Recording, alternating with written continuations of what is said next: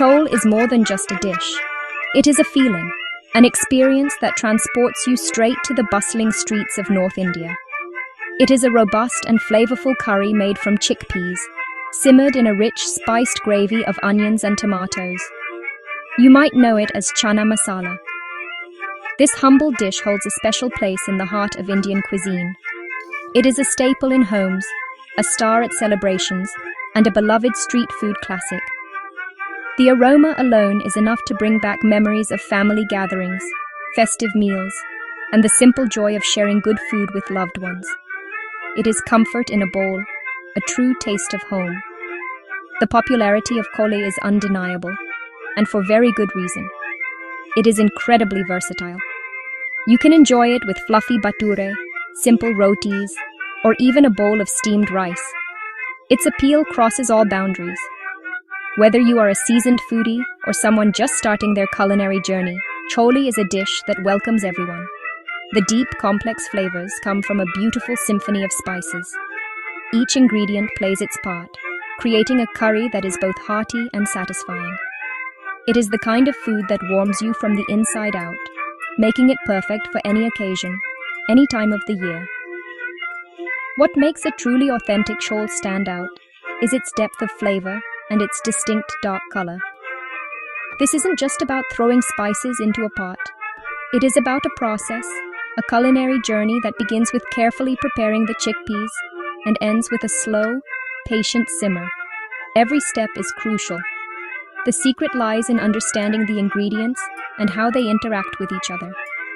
From the tang of tomatoes to the warmth of garam masala, each element is layered with intention.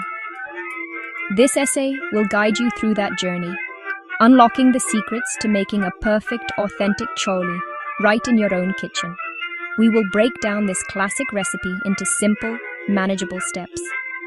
Forget complicated techniques and intimidating ingredient lists. We are going back to basics, focusing on the traditional methods that have been passed down through generations. I will show you how to build the flavor profile from the ground up, starting with cooking the chickpeas correctly, then creating a fragrant masala base, and finally, bringing it all together in a glorious union. By the end, you will not just have a recipe. You will have the confidence to master the art of making delicious, soul-satisfying chole that tastes just like it should. The journey to an unforgettable chole begins the night before, with the humble chickpea. Using dried chickpeas is non-negotiable for achieving that authentic texture and taste. Canned chickpeas might seem convenient, but they will never give you the same creamy interior and firm bite. You must start by soaking the chickpeas overnight in plenty of water. This step is vital. It helps them to soften, reduces their cooking time significantly, and makes them easier to digest. Think of it as waking them up, preparing them to absorb all the wonderful flavors that are to come. It is the first, and perhaps most important, act of love in this recipe. Once your chickpeas have had a good long soak, it is time to cook them. Drain the soaking water and give them a good rinse. Place them in a pressure cooker with fresh water, ensuring they are submerged by a couple of inches. Now, for the first layer of flavor. We add whole spices directly into the cooker. A bay leaf, a stick of cinnamon, a couple of black cardamoms, and a few cloves will infuse the chickpeas with a subtle aromatic warmth right from the start. This is a simple trick that makes a world of difference, embedding a deep, complex flavor into the very heart of the chickpeas themselves. Here comes the secret to achieving that iconic dark, almost black color you see in the best restaurant-style chole. The magic ingredient is a simple tea bag. Yes, you read that right. Just drop a plain black tea bag, or a couple of teaspoons of loose tea tied in a muslin cloth, into the pressure cooker along with the chickpeas and spices. The tannins in the tea will impart a beautiful, deep brown color to the chickpeas and the cooking liquid. This is a traditional technique that elevates the dish visually and adds a unique, subtle earthiness to the overall flavor profile, making it look as authentic as it tastes. Now, secure the lid of your pressure cooker and let the heat do its work. Cook on a high flame until you hear the first whistle, then reduce the heat to low and let it cook for another 20 to 25 minutes. The chickpeas should be perfectly soft, yielding easily when pressed between your fingers, but not mushy. This perfectly cooked chickpea is the canvas upon which we will paint our masterpiece. Do not discard the cooking water. This dark, flavor-infused liquid, which we call chole ka pani, is liquid gold. We will use it later to form the base of our gravy, ensuring none of that beautiful flavor goes to waste. With our chickpeas perfectly cooked and waiting, we can now turn our attention to the soul of the dish, the onion tomato masala. This is where the primary flavors are born. Begin by heating some oil or ghee in a heavy-bottomed pan or kadai. Ghee adds a wonderful richness, but oil works perfectly well too. Once the oil is hot, add a pinch of asafoetida or hing and some cumin seeds. Wait for the seeds to splutter and release their nutty aroma. This simple act of tempering, or Tadka, is fundamental in Indian cooking. It is the fragrant foundation upon which we will build our magnificent curry. Next, it is time for the onions. Add finely chopped onions to the pan and sauté them patiently. This step requires your full attention. You need to cook the onions until they are deeply golden brown. Do not rush this process. The caramelization of the onions is what gives the gravy its sweetness, its depth, and its rich color. After the onions are perfectly browned, add your ginger garlic paste. Sauté for another minute until the raw smell disappears and a beautiful, savory aroma fills your kitchen. This combination of onion, ginger, and garlic forms the holy trinity of many Indian curries, and its importance cannot be overstated. Once the base is fragrant, it is time to introduce the tomatoes. You can use finely chopped tomatoes or tomato puree. The puree will give you a smoother gravy. Add the tomatoes to the pan and cook them down until the mixture thickens and you see the oil starting to separate from the masala. This is a visual cue that your tomato base is well cooked. This process breaks down the acidity of the tomatoes and melds their flavor seamlessly with the sweet onions and pungent ginger garlic paste.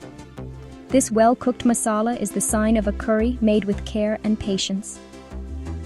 Now we introduce the powdered spices. This is where the chole gets its signature kick. Add turmeric powder, red chili powder, coriander powder, and the star of the show, a good quality chole masala powder. Stir everything together and cook the spices on a low flame for about a minute. This toasting of the spices in the oil awakens their essential oils and deepens their flavor. You will notice the color of your masala transform into a rich, deep red brown.